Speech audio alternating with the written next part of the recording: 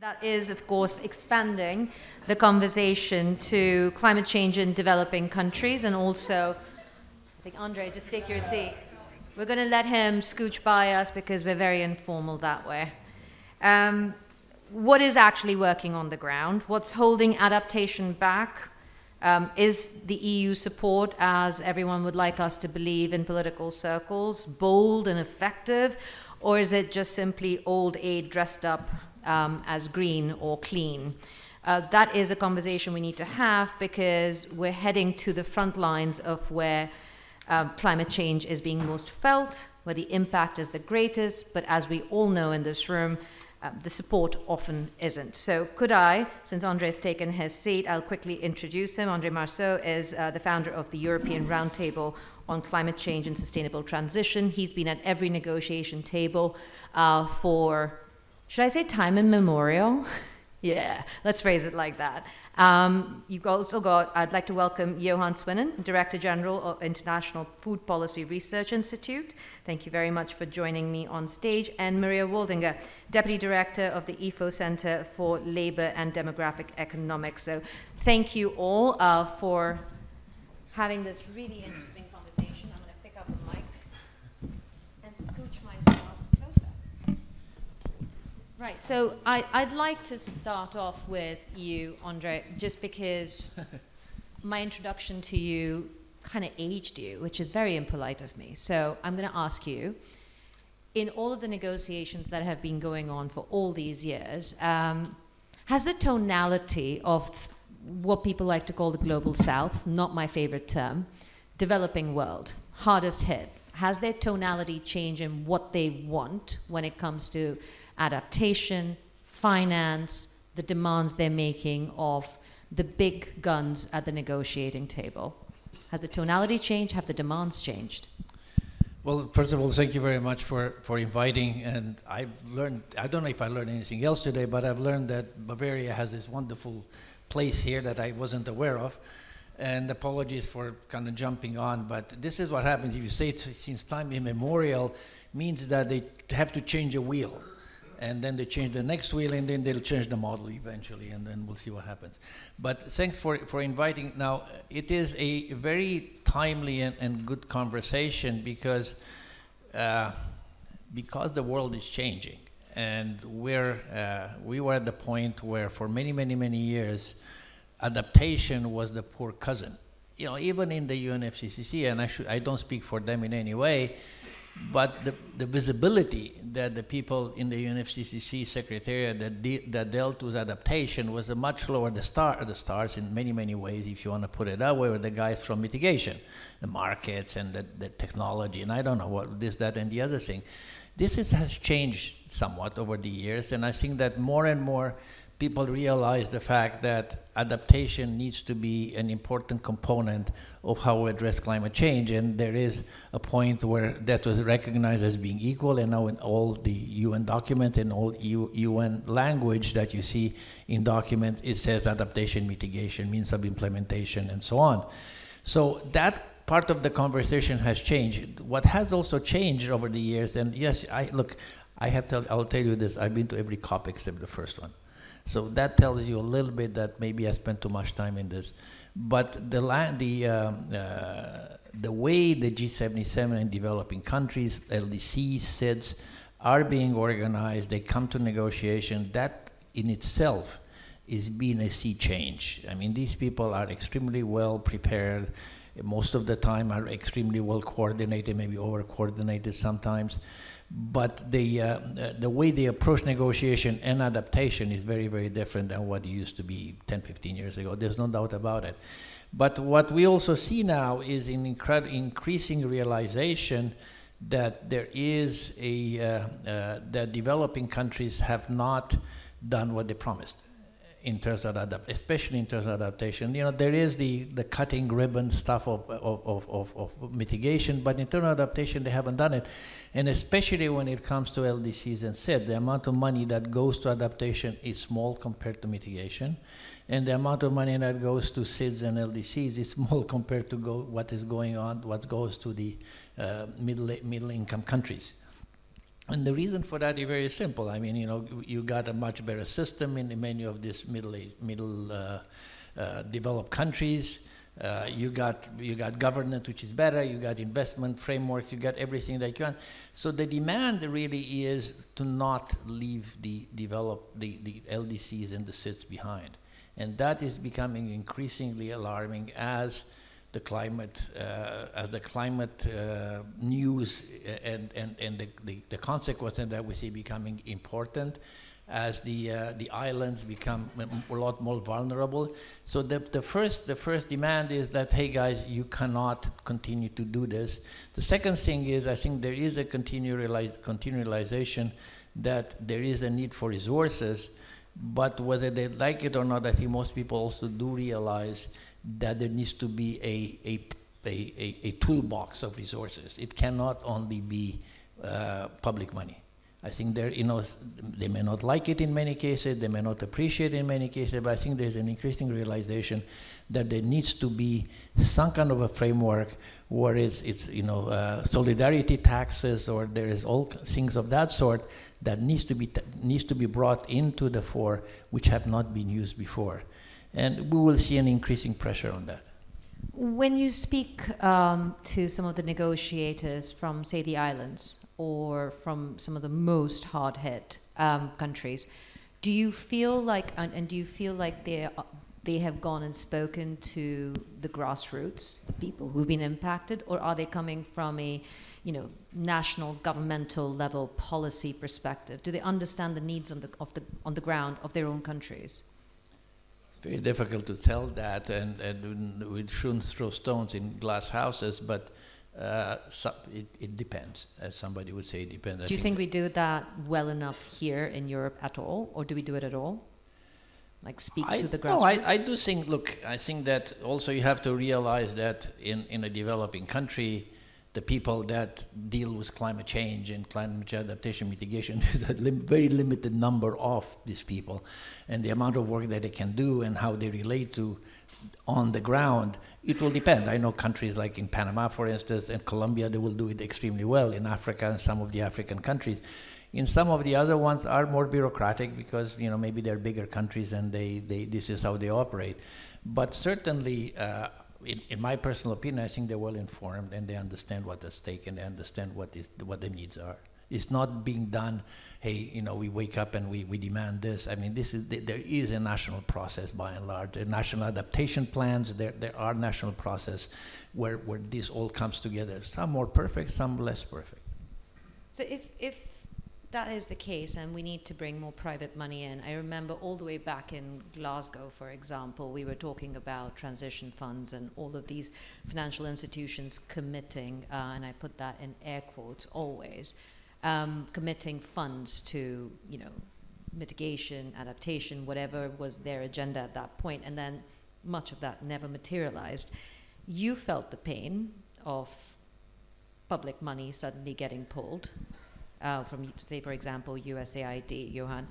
How do you balance and attract funds into issues like food security when you know that is at risk, but then public funds at this point might be at risk beyond just USAID? You've seen European countries very quietly, unlike the US, also change their tack.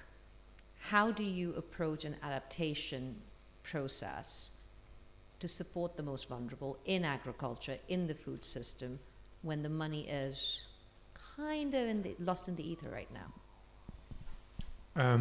Actually, if somebody knows the answer to that question, please tell me, because our institute is facing, so USAID was a big funder actually of IFPRI and of the CGIR as a whole. But I think what we are witnessing is really a major structural change in aid funding right now, okay? And so the USAID cut is and was very dramatic, but if you look at the structural change, it is not so different from what happened in other traditional donors, such as many of the European countries. So as I think many of you have, if you follow the news, you've seen that almost, not all of them, but many European countries have got their ODA, their Overseas Development Assistance. And so some have done a little, some have done actually a lot, okay, in terms of, and the cut is almost as big structural as what happened in the US, and some clearly started earlier as well. I think that's the first thing. The second thing is there's also clearly, so what we get now, okay, is requests from countries who are still supporting us. You have to provide us with an argumentation for us to go to our politicians, to go to our the public, why it's good for us to fund you, okay? And so this argument used to be because we're helping developing countries, we are helping to reduce poverty and improve food security in the world, so that's good for the world, so it's good for us. That's not good enough anymore. How is the US benefiting, the people living in the US? How are people in the UK benefiting? How are people in Belgium and Holland benefiting? Very, very different in terms of motivation that's needed. I think we were actually looking at, okay, so how is this going to look like for the future, okay? And so one of the indicators we looked at, which I think is relevant, is that global investments in food and agricultural research and development, okay?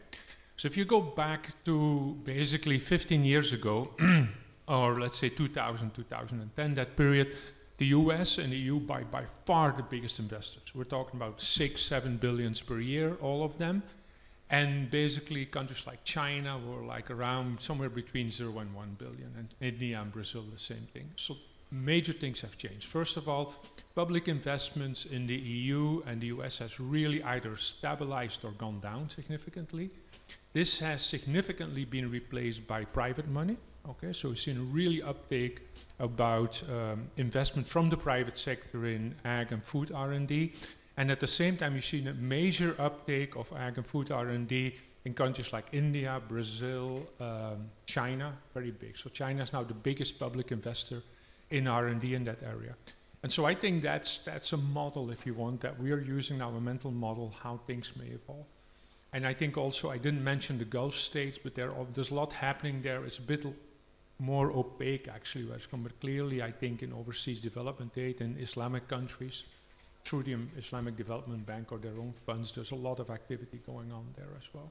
So how would you say that some of the countries in the developing world can have policy priorities that can adjust to this changing landscape of funding? Because going and knocking on the doors of negotiators in Brazil may not be getting them anything, but perhaps they have to look at their policy incentives for the private sector more, or an individual investor more.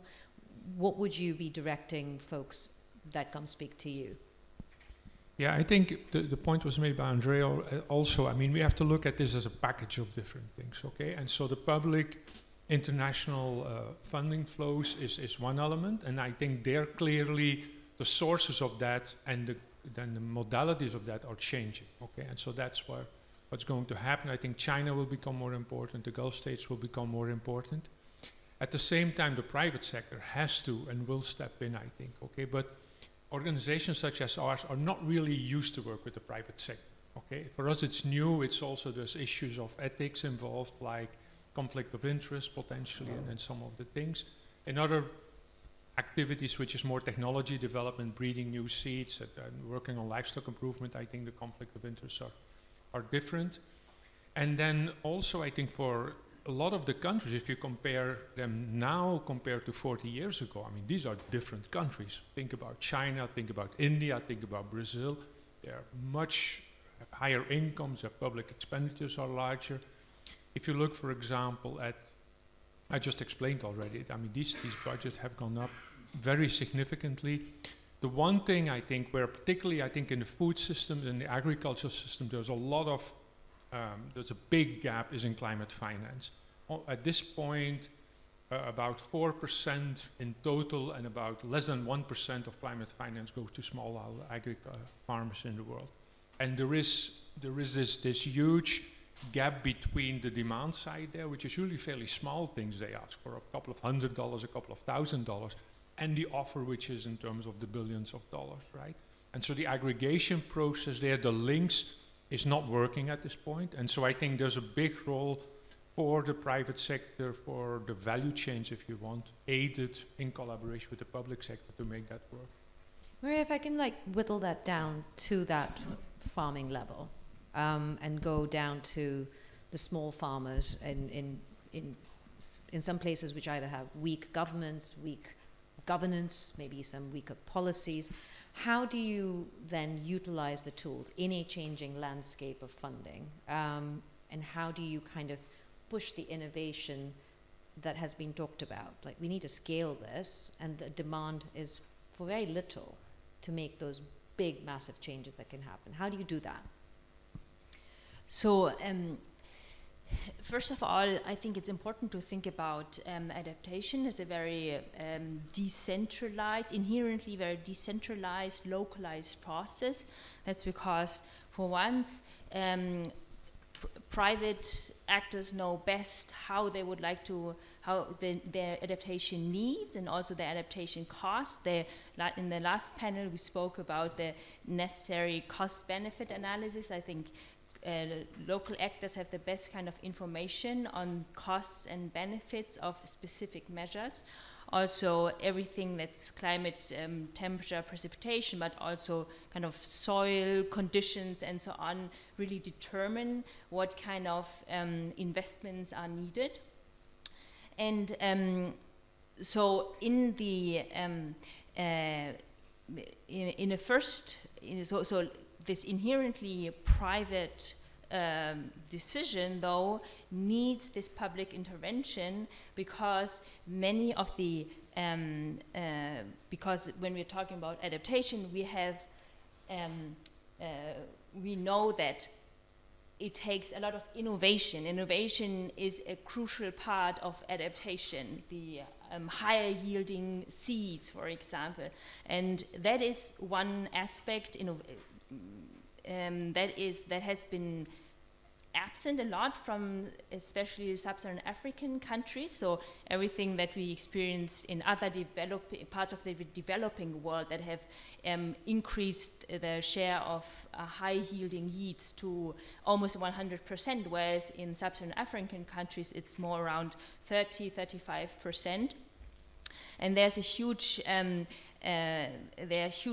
positive externalities, positive side effects for all of society if such innovation takes place, if other actors can then build on this kind of innovation to get adaptation happening.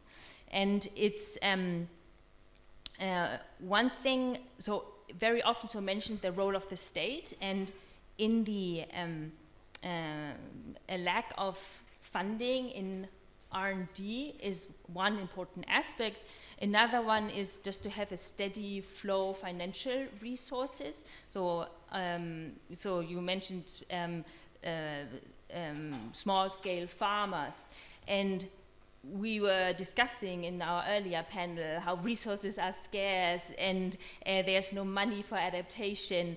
Well, in developing countries, the financial buffer that small-scale farmers have to invest into adaptation, and investing means foregoing consumption now so that I can, so I've higher income later, but foregoing consumption now, that is an impossibility for many households or small-scale farmers, because it means it cuts directly into your food security. Am I able to feed my children? And the risk of failure is immense. Saying risk of failure doesn't mean loss of financial resources, it means loss of life, it means loss of health. And in that sense, it is the role of the, or the lack of state capacity in helping these processes, especially in developing countries, is a huge disadvantage for these small-scale farmers. So you have a capacity issue, and you have the ability of some of these governments. But let's talk about some of these regions: India, Sub-Saharan Africa, many parts of Africa, many parts of Asia. They have indigenous agriculture, which has worked for them, their weather changes, their climate adaptation over many, many centuries. Is it somewhat arrogant of us sitting here saying we need to innovate and we need to have high-yielding seeds? And this is a question for you, Johan. we need to have innovation in the way we look at agricultural production, because some of the indigenous knowledge that exists in these places know how to adapt to the weather changes. Bangladesh, for example, they know how to deal with floods. They've developed the seeds that work there. Is it more about trying to scale what works in a particular region, innovation that works in a particular region, and then learn back from them as well? Or is this about trying to get them the funds that they need to grow the seeds that they have, or the innovation that they're doing in agriculture?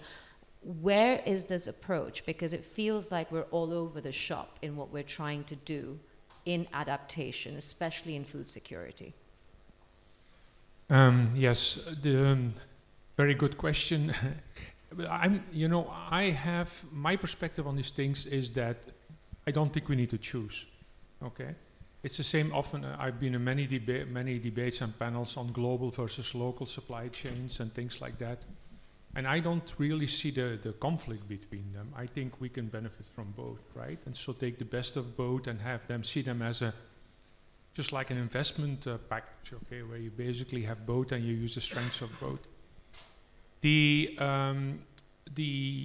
thing about indigenous knowledge and basically going back for generation and for a long time, okay. Excuse me. One big, the advantage is, but as you explained very well, one disadvantage of this, if we're really dealing with structural change, okay, and a major structural change, that means that experience and knowledge which is built on a long time with fairly stable systems, okay, becomes less and less and less relevant, okay? And so I really do not want to, don't misunderstand me here. I'm not saying that this is not important. I'm just saying that if things are really going to change fundamentally, okay, that means that knowledge which has been built based on a certain system and the future system will be different, okay, may be somewhat less relevant for that. Okay, I think that's really important to keep in mind. But otherwise, I think it's really important to do both in terms of the innovation, etc. I mean, what is really worrying right now, okay, is that if you look roughly since the Second World War of the last 70 years, okay, then you see there's been really significant productivity growth in agriculture and food production for up till roughly 10, 15 years ago. Okay, and basically the growth has come increasingly less from using more resources and increasingly more from what we call total factor productivity, as economists are really doing better with less. And that has changed the last 10 years, okay? And so basically that growth, okay, which is really where you can do more with the same or basically produce the same with less inputs, okay, that's really what you want to grow, and that's really slowing down, and it's slowing down most in those areas where climate change is hitting most, okay? And so that's something that is really worrisome. Andrei? Yeah, you refer to local knowledge and expertise and things that have been traditionally developed, but the pace of change that they're faced with at this point, and how radical in some cases it is, militates for more than, for a timeline that may be somewhat different, and that would need some outside input and help, at least in my view. I mean, I'm reminding me of the CGIAR, which I don't remember exactly what it stands for, but it produced a revolution in food production in India. Now, we're in different times, you're totally correct. I mean, India is not what India used to be in 1960 or 50 or so on. But nevertheless, there is a significant amount of input and benefit that would come from learning from each other, kind of acting as a conveyor belt. So all these things that don't need to be reinvented. The second thing I wanted to say is that you have talked a lot about agriculture, which is not my cup of tea. I mean, it's something that you know much better than me. But who's going to build a seawall in Singapore? I mean, this in the end does require a public intervention. So it depends where you are. Could you be into things that are very local and that would happen at the local level? But there are things that does require a higher level of coordination and significant amount of public resources Those public resources, in some cases, in the case of Singapore, these people have money, it's not an issue, but in other cases will require input.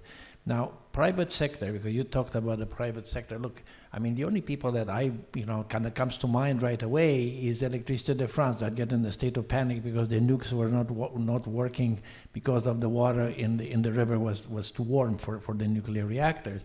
So there is that kind of interest, but much more difficult to identify. Private sector people will have a budget for philanthropy and they'll have a budget for business. And if you are to tap into the budget for business, then somebody's going to make sure that the cost-benefit analysis of not doing resilient interventions is something that they're going to cost them as well. The last thing that I want to mention is the fact that there has been, I've read some materials, basically people saying, in the case of mitigation, there is the advantage of carbon market and you can get some money through the carbon market, but there's nothing to say that you could find solutions in which you tap money from the private sector that will flow through adaptation into carbon market. There could be some blending and some kind of way of giving recognition of investment in adaptation if you wanted to. Because adaptation is, in the end, what is local. That's what people identify with. The mitigation it's much more diffuse. It's for a common good, for a global good. But adaptation, people will know whether the highway is being washed away or the water kind of sips into the lake or whatever it is. So this brings up a point for me then as a question of if development finance is moving towards more of an investment focus rather than grants and donations, let's put it that way, but mainly grants that have moved towards investment. Most of these projects are not profitable. What's in it for these agencies? How do you then rephrase it? How do you reconstruct that project to be, what is the level and how are you understanding investment at that point? Because the minute you say investment, it has to be profitable. There has to be a return on investment somewhere. Well, I don't agree with, we're all going through phases, and now it's the phase that you do this stuff because of investment and benefit. And listen, tell you what, you're talking about USAID. I tell you what, we lost a pile of money from USAID because our project was not what's good for America first. I'm telling you flat out, a pile of money. Can we ask the audience, how many people here were impacted by the USAID cuts? This is a very lucky bunch. Yeah, we got an email one Saturday morning saying, sorry, your project is very good, you've done very good work, but it is not in line with, how do we increase security for America and so on. I respect that, that's their choice, their money and so on. But that's not the kind of stuff that I think in the long term is going to drive money for adaptation. There is going to be a public interest and a public good in that. The fact that the needle has moved from complete public good and public money to now beginning to go into adaptation where you have to show a profit is probably not right either. So there's got to be somewhere the needle has to be in a point where there are things that require public money because that's what it is and you will not see a return on it right away. But there are things that you can justify. And you can say, well, you're going to put more money into this highway, and you're going to build it in such a way that you're going to get washed at the next tornado or whatever it is. So I think that we are in a period that maybe is not a good period to really draw conclusion because you're in a transition period. Yes, I would like to add to that I agree with this assessment that it's not enough to talk just about public money and what public money can do. Adaptation must also be a private process, and private actors benefit and assess costs and benefits like any other investment decision. Also, building on what I said earlier, adaptation, and especially in sub-Saharan African countries in agriculture, has been slow, lack of innovation and so on. But what's also important to know is that because of this relatively slow progress and now returns to, there are business cases to be made, there are private solutions to adaptation problems that are appearing right now. For example, firms that create solutions for these for small-scale farmers, solar-powered pumps that not only power irrigation systems, but also allow you to charge your mobile phone and then receive information on weather and precipitation forecasts and so on.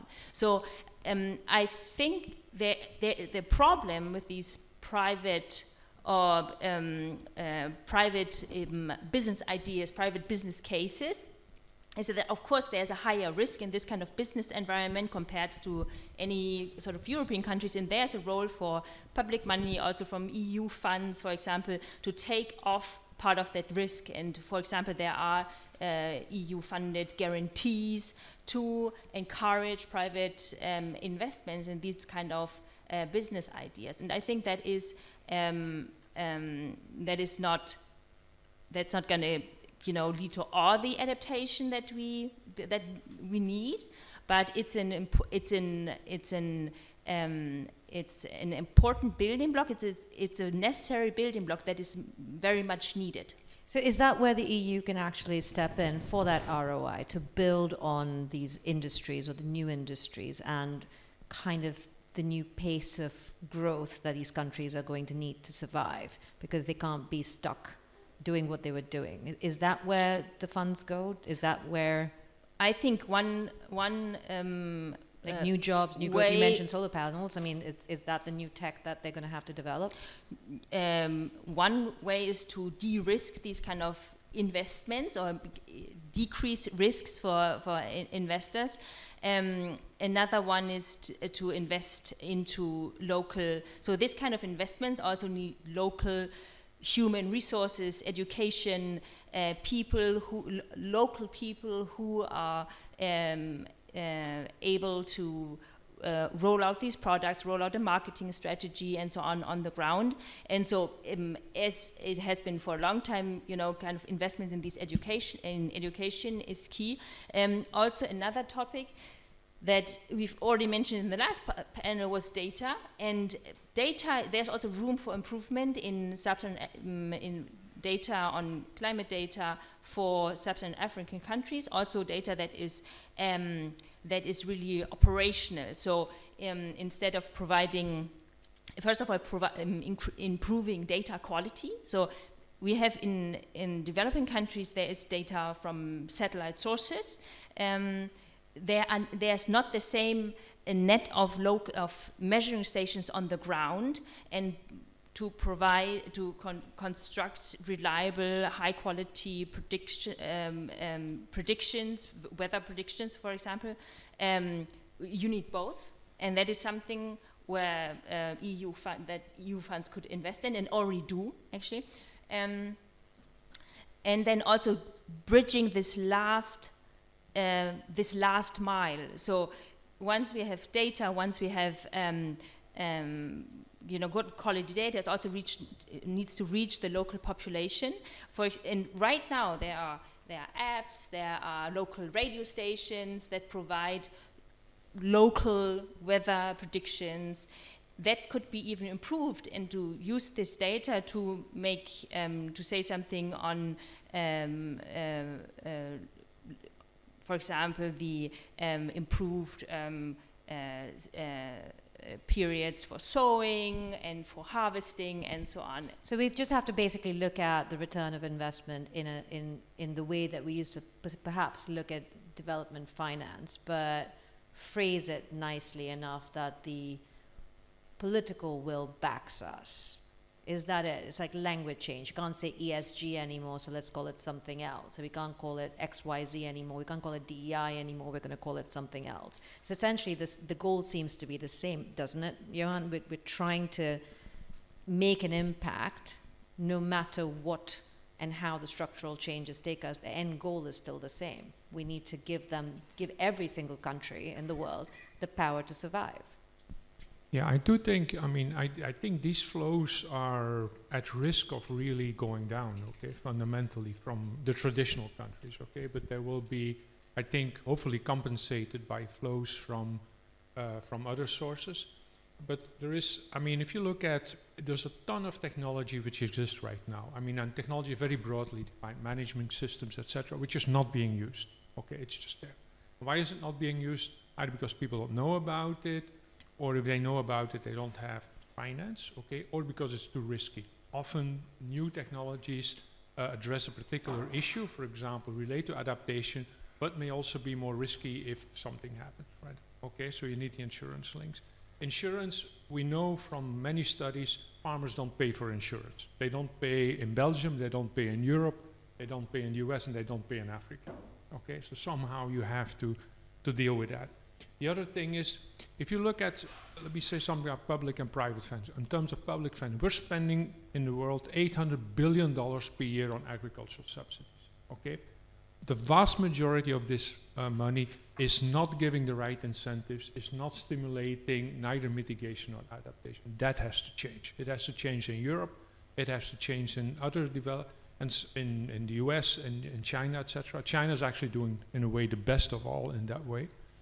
But even in developing countries, okay, you see that, for example, 70% of public funding goes to fertilizer subsidies in Asia and Africa, etc. I mean, this can be used much more effectively in this thing. And then and almost all of them are sub-investing below their own targets, which they have set.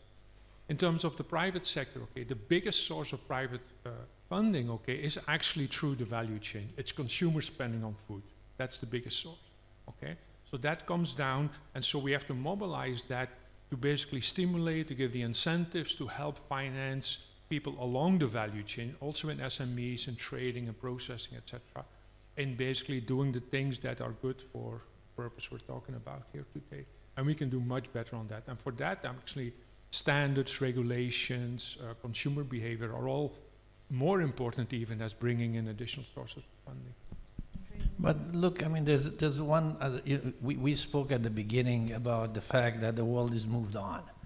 And what we did CJR and rice in India, 40 years ago, whatever, it was 40, more than 40 probably, I'm losing track of time, is different. I mean, India is not the same India, it's becoming a powerhouse, etc., etc. So the fact that you may need horses for courses, that you may need different instruments for different stages of development, different situation. You're just not dealing with the homogeneous, the developing world that people say global south. So the global south, let me tell you, the global south from Santiago to Dhaka is very, very different. So what you use in Ecuador and what you use in Bangladesh is going to be different instruments, because some of them will be able to internalize and de-risk, and others need public finance, and that's as Walter Cronkite used to say, and that's the way it is. So there's not much you can do about that. So if we insist to try to lump everybody in the same boat, and try to apply the same techniques and the same instruments, some people will want blending, and some people will like nature swaps, and there are different instruments. I think that, but the most important thing is to actually recognize that there is a need for adaptation. It doesn't have to be said behind closed doors, doesn't have to be said under the table. There is a need for adaptation, and adaptation is local, and adaptation is something that needs to take place. I think that needs to be internalized a lot more, and I think that no matter that the EU is the major donor in adaptation, I think that needs to be said stronger. Why do you think it's not being said stronger? Because if you say adaptation, then all of it you say, it isn't like, I was talking to somebody, it's like removals. I don't know how much into climate change, but it's like removals. If you say removals, you say, but you want to postpone mitigation.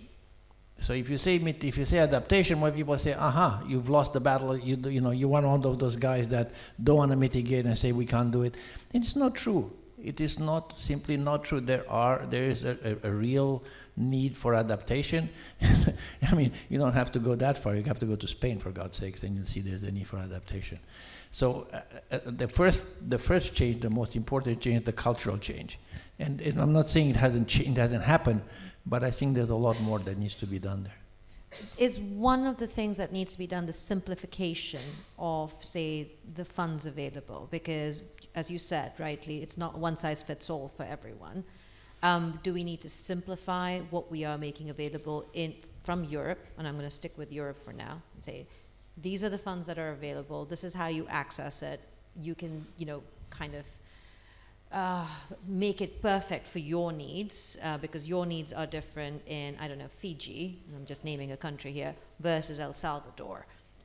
Do we need to simplify on our end what we can offer and put on the table instead of the very complex procedures that we all love in the European Union? Yes, it's great to say this in the Bavaria House in Frankfurt, Should we go say this at Brussels, Parlement? in Brussels, but you will also hear horror stories. And if you don't keep some kind of level of, once you start looking for money for whatever government it is, it comes with bells and whistles attached to it, and some are more bells and more whistles.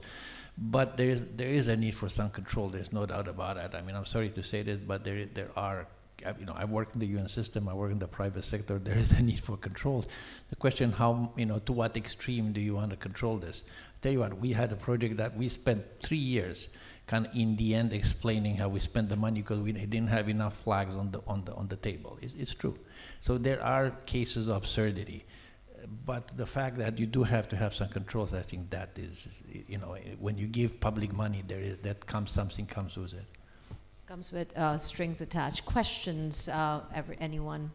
Yes, sir, at the back. We'll get you a mic. Please do introduce yourself so we know where you're coming from. Hello, everybody. Thanks a lot for the nice roundtable. My name is Gerrit Klepfer. I'm currently with DG Regio at the European Commission.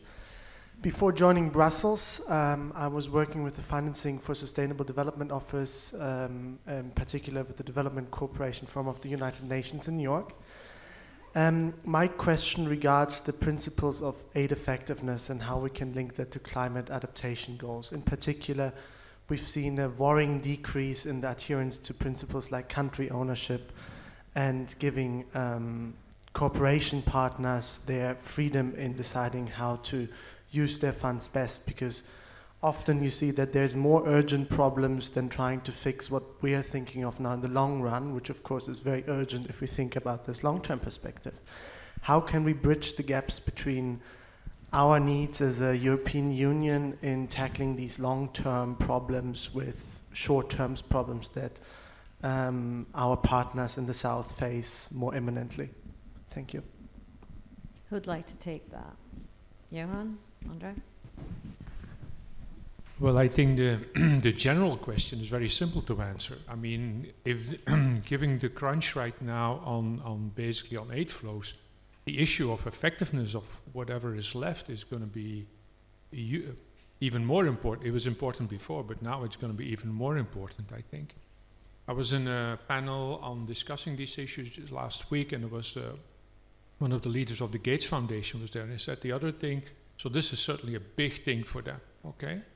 And the second one is also said, we have to also use this, it sounds a bit like a cliche, but also use it as an opportunity.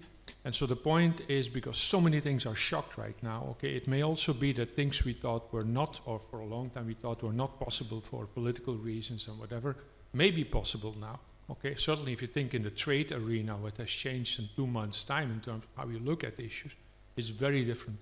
And I think in the aid arena will be very similar to that.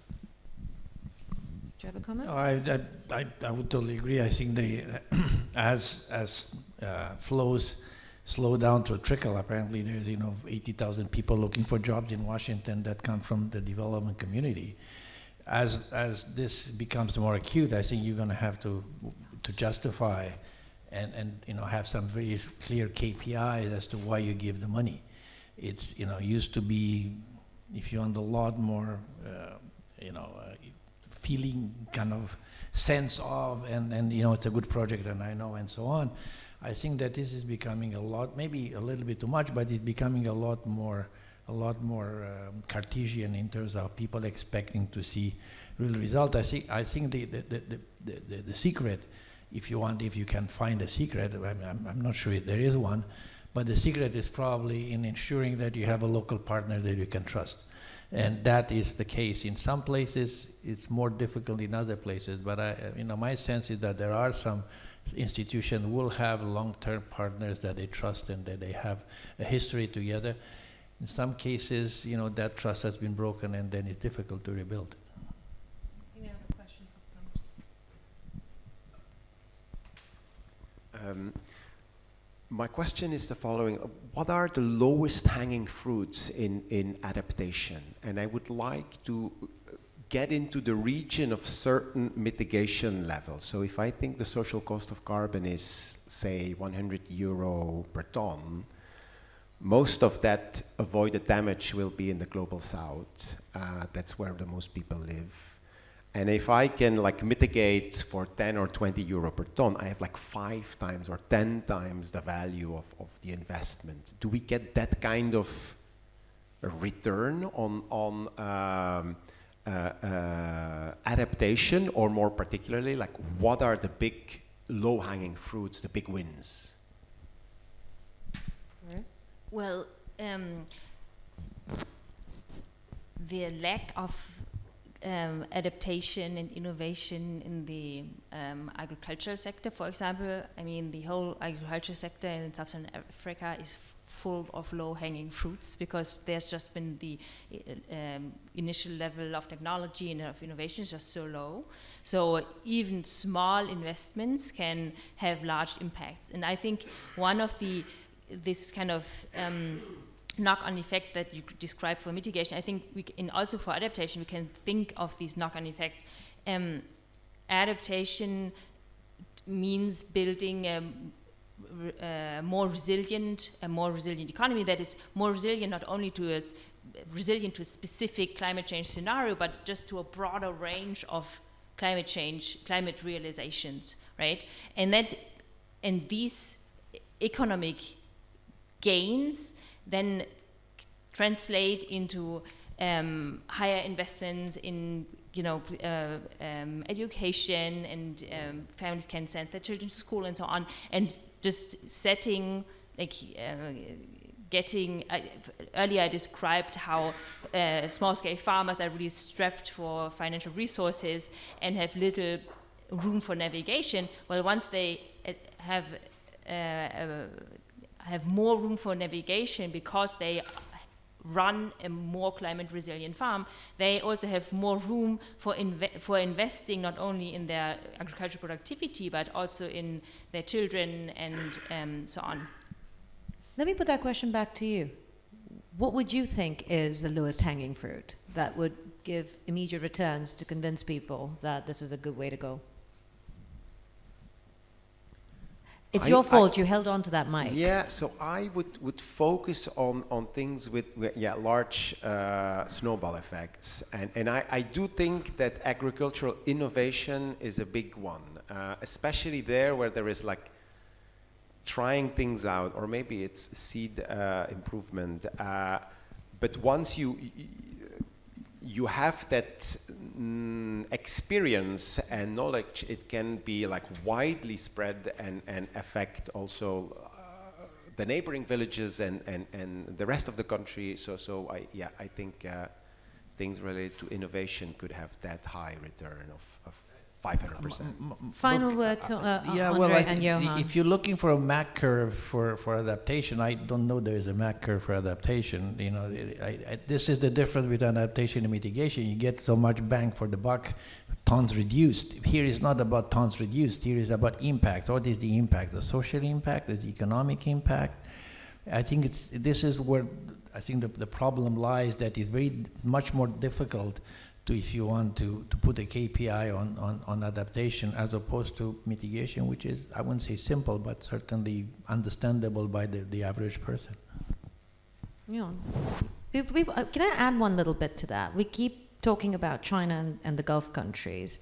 They seem to be finding some low-hanging fruits that make it appealing to them to go into Latin America, to go into Africa, and to support those parts of the world. And they have more power there. So what are they seeing that we're not? I think they are seeing the long-term perspective. They're seeing the long-term perspective. Yeah, they've got a long-term perspective, and they know like in Europe, we sometimes think that having value and purpose, that is kind of nice, or we have values because we are nice. But values specific, they exist also for a reason, and they are the common human experience that we work better together. And if we are able to say, oh, together, that's not only together us in one country or together us in Europe, but actually working together with countries on another continent, that actually makes sense in the long term. Look, l'État c'est moi.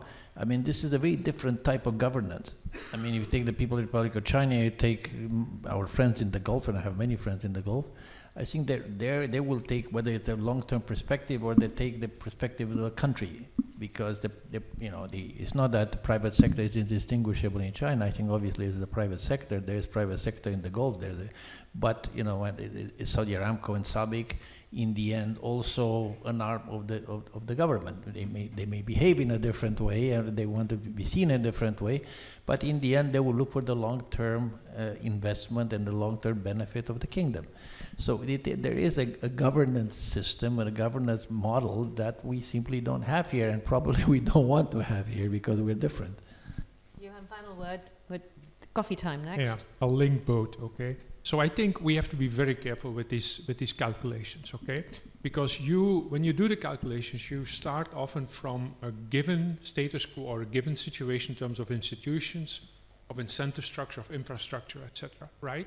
And so often to really get the scale economy, you need to change the institutions and you need to change the infrastructure, okay? So that adds up to the simple cost benefit in terms of basically investing new seeds and distributing them, or whatever the cost of the seeds is and the gate. Because if it would be so simple, they would be using them right now, okay? So the reason they're not using them, because there's a ton of better technology and management system available, is because of all these factors holding it back.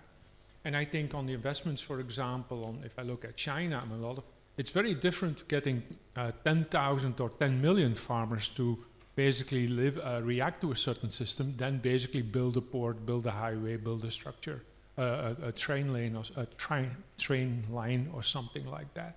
And I think it's a very different thing in terms of governance, in terms of people involved. I mean, I was on another panel with a leader from the World Bank, and he said, when I think about transport and I think of energy, right?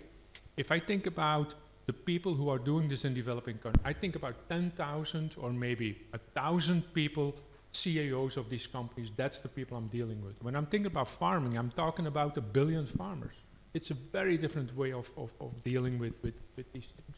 It's a mindset change, and it's also shifting the mindset every time you're talking to different groups and then connecting all of those, which is a complex task indeed. I don't envy any of you your jobs. Thank you very much. Please give them a round of applause. They've been fantastic.